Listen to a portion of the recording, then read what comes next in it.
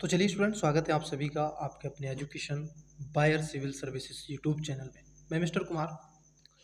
जो आपकी सीरीज चल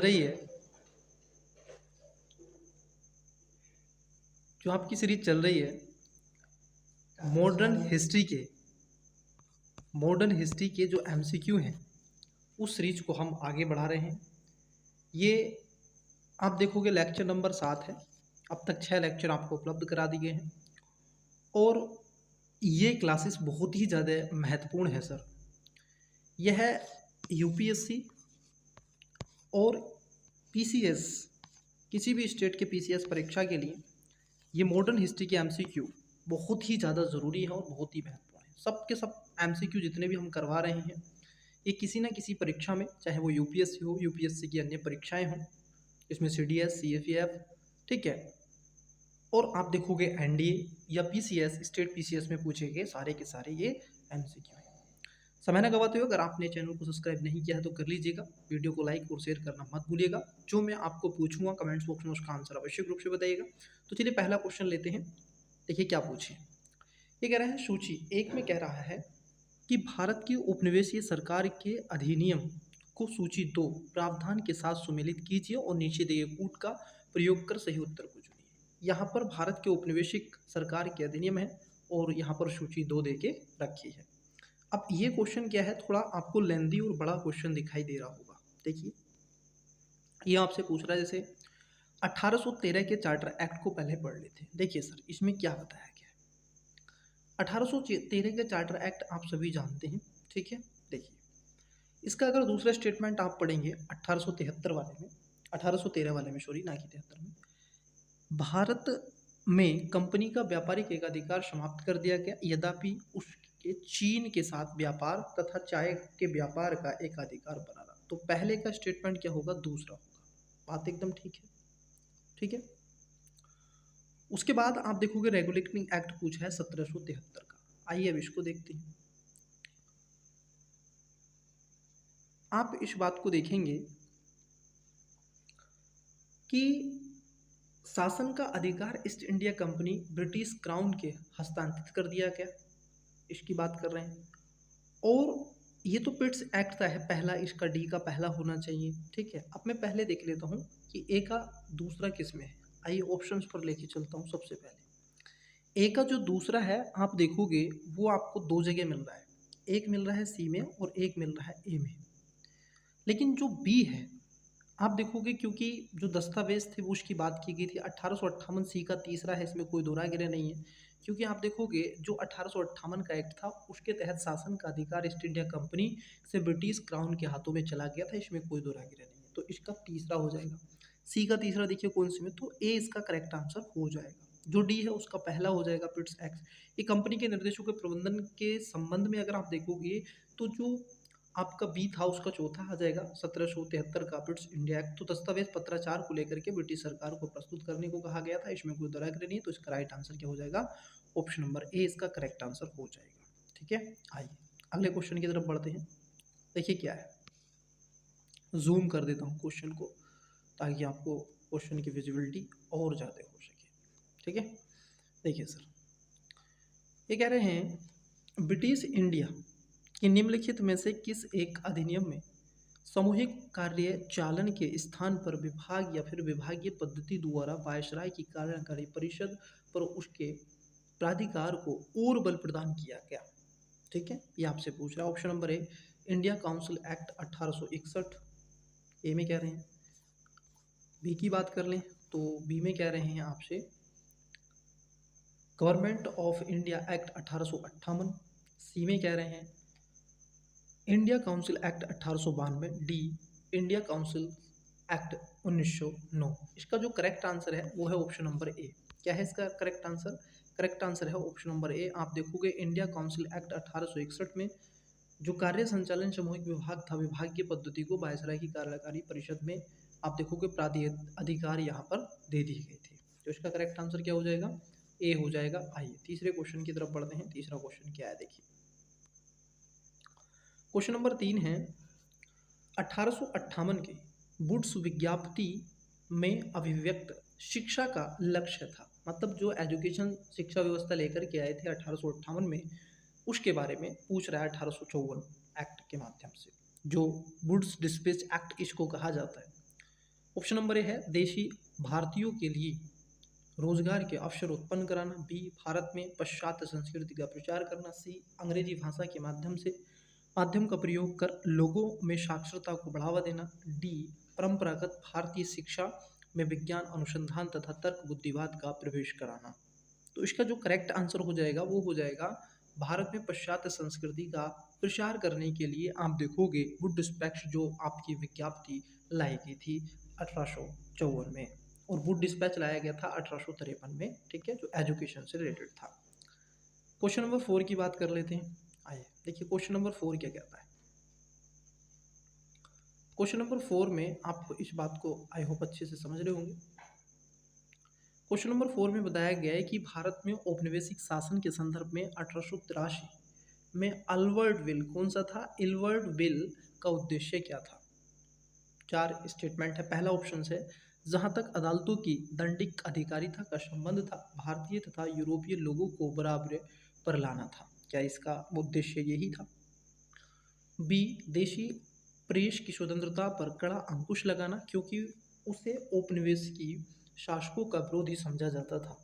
सी प्रशासनिक सेवा परीक्षा भारत में कराना ताकि भारतीयों को उसमें बैठने के लिए प्रोत्साहित किया जा सके।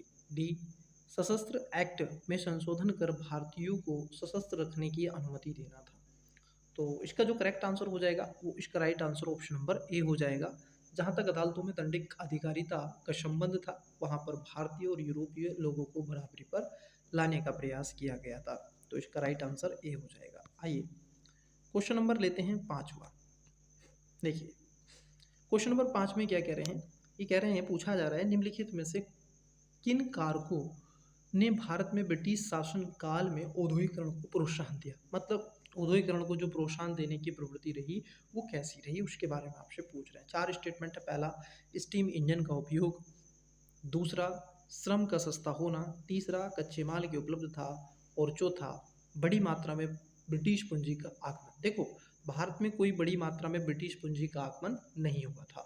तो आप इसका आंसर क्या है कमेंट्स बॉक्स में बताएंगे, ठीक है, इसका आंसर कमेंट्स बॉक्स में आप बताएंगे। चलिए ऑप्शन नंबर ए केवल 1 और 2, बी 2 और 3, सी 1 2 और 3, डी 1 2 3 और 4। चलिए आइए आगे बढ़ते हैं। इसका आंसर आप बताओगे क्वेश्चन नंबर 5 का। क्वेश्चन नंबर 6 पे बात कर लेते हैं। देखिए ये कह रहे हैं कि 20वीं सदी के आरंभिक दशकों में जूट उद्योग के क्षेत्र में भारतीय पूंजी के विस्तार का श्रेय किसे दिया जा सकता है।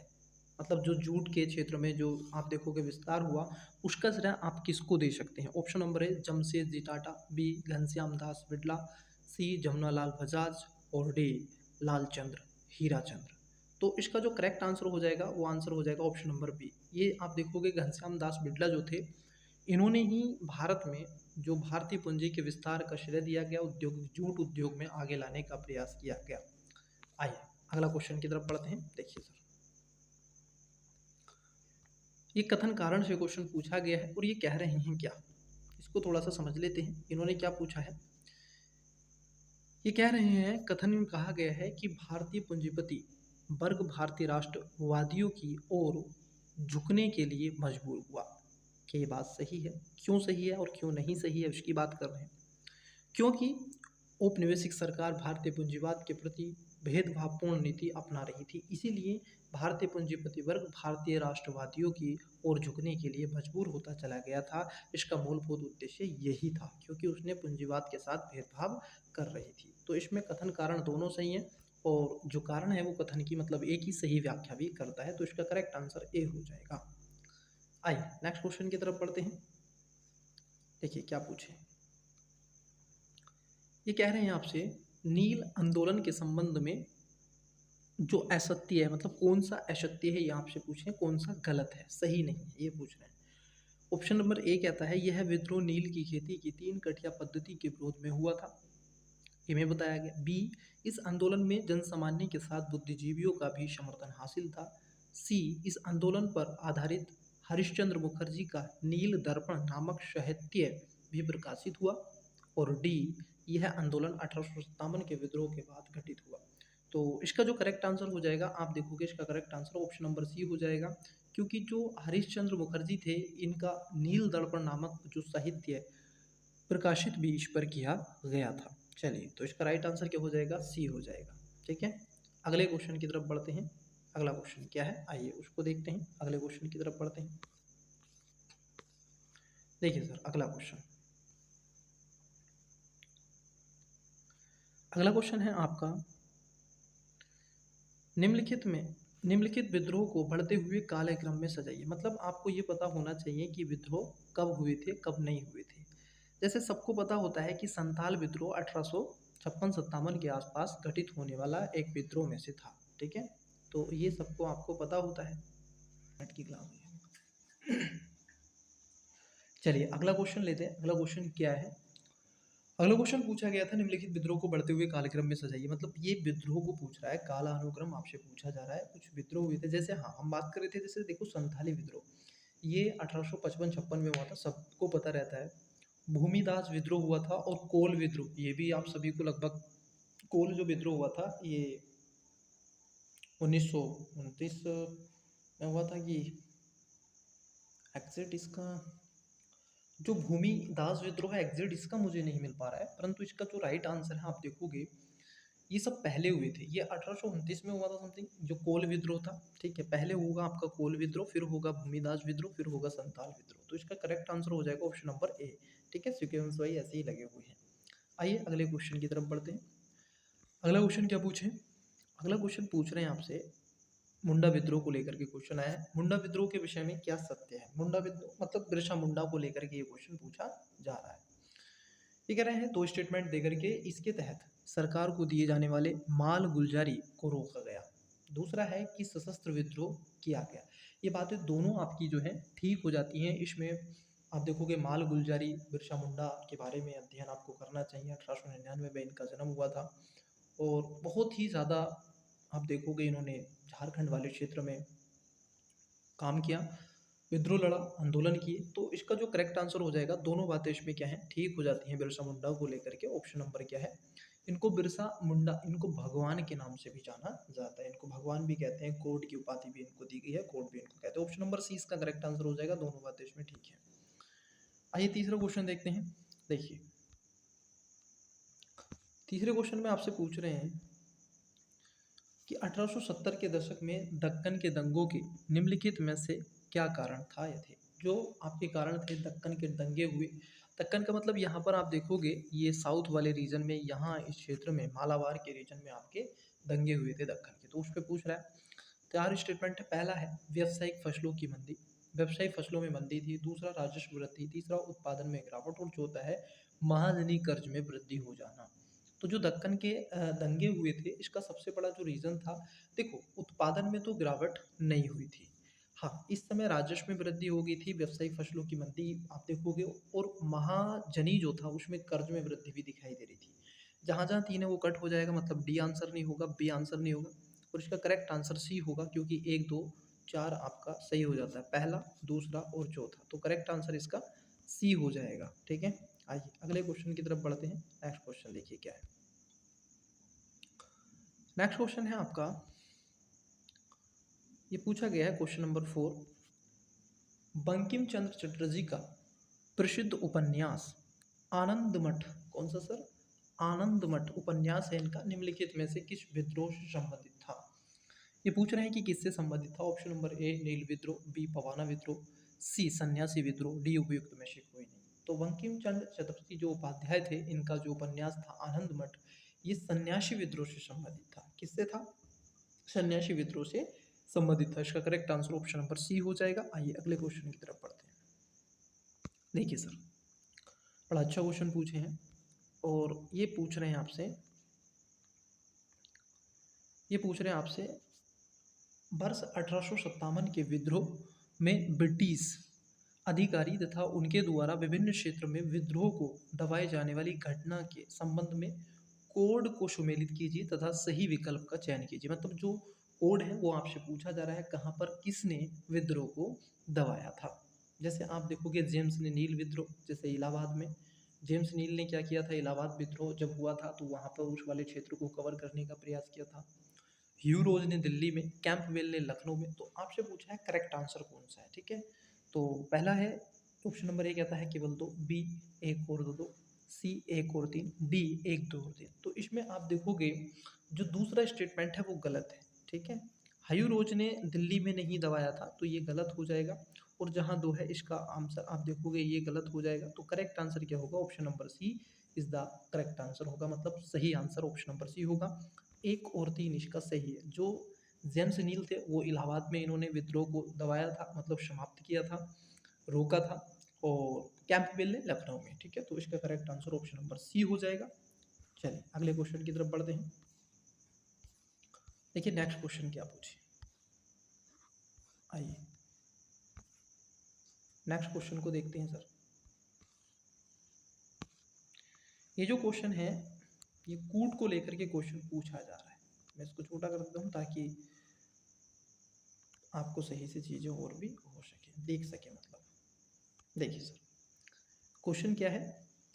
क्वेश्चन है सूची एक दे रखी है, 1857 के विद्रोह के नेतृत्वकर्ता को सूची दो क्षेत्र को सुमेलित कीजिए तथा नीचे दिए गए कूट की सहायता से सही उत्तर को चुनिए। अब सूची एक है उसमें व्यक्ति दे के रखे हैं और सूची दो में आंदोलनकारी मतलब आंदोलन दे के रखे हैं। अब यही आपसे पूछा जा रहा है। ये कह रहे हैं कि जो अजीमुल्ला खां थे ये किससे संबंधित हैं। अजीमुल्ला खां, मौलवी अहमद शाह, बेगम हजरत महल और लियाकत अली। आप देखोगे जो लियाकत अली थे ये आपके, और जो आपके बेगम हजरत महल थी, बेगम हजरत महल की अगर हम बात कर लें जैसे फतेहपुर है, अवध है, फैज़ाबाद है और इलाहाबाद है, ठीक है। अगर आप देखोगे जो अजीमुल्ला खां थे तो ये ख़ास तौर पर ये फतेहपुर से संबंधित थे। तो पहले का होगा चौथा, पहले का चौथा होगा। तो पहले का चौथा किस किस में आप देखोगे, बी नहीं होगा और डी नहीं होगा, मतलब कि या तो सी होगा आंसर या फिर ए होगा। और आप देखोगे मौलवी अहमद जो शाह थे ये फैज़ाबाद में थे, तो इसका हो जाएगा दूसरा। बेगम हजरत महल जो थी आप सभी जानते हैं तो ये अवध में ही थी, तो इसका तीसरा हो जाएगा। और लियाकत जो अली थे ये इलाहाबाद में थे, ठीक है। कहाँ पर थे, कुंवर सिंह तो वो आप देखोगे कुंवर सिंह का जो था नेतृत्व वो बिहार वाले क्षेत्रों में था, ठीक है। तो इसका आ जाएगा पहला, मतलब चौथे का आ जाएगा पहला। तो चौथा, दूसरा, तीसरा, पहला। तो right answer option number A हो जाएगा, चौथा, दूसरा, तीसरा, पहला, ठीक है। आइए अगले क्वेश्चन की तरफ बढ़ते हैं।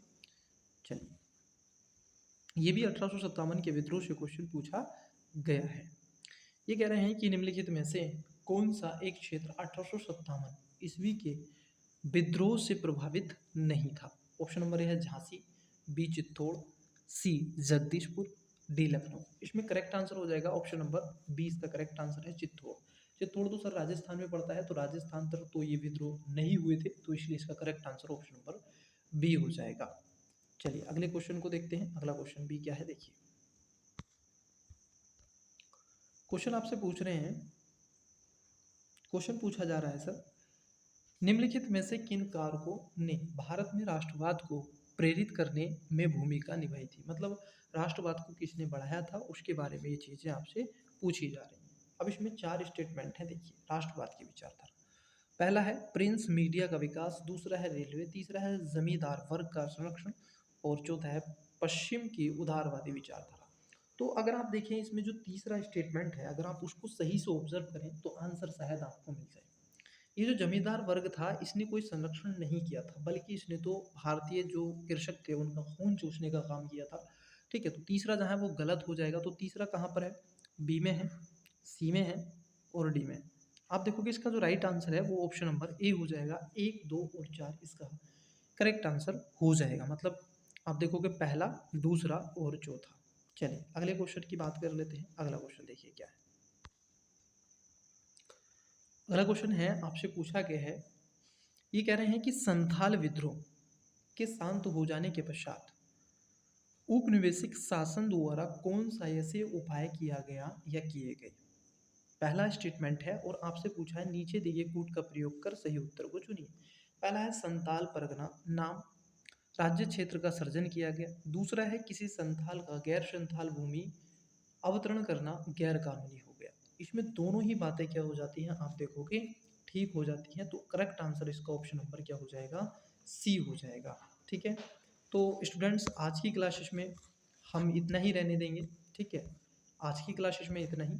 अगली जो क्लास होगी मैं आपको बताना चाहता, अगली क्लास आपकी इससे आगे की क्लास होगी। तब तक के लिए मॉडर्न हिस्ट्री के लिए थैंक यू। ठीक है, और आपने सेशन को लाइक शेयर सब्सक्राइब नहीं किया है तो कर लीजिएगा। ठीक है, दोस्तों के साथ में शेयर कर लीजिएगा। तो चलिए मिलते हैं अगली क्लासेस में, तब तक के लिए धन्यवाद। बेस्ट ऑफ लक, अल्लाह आगे बढ़ते रहिए, बाय।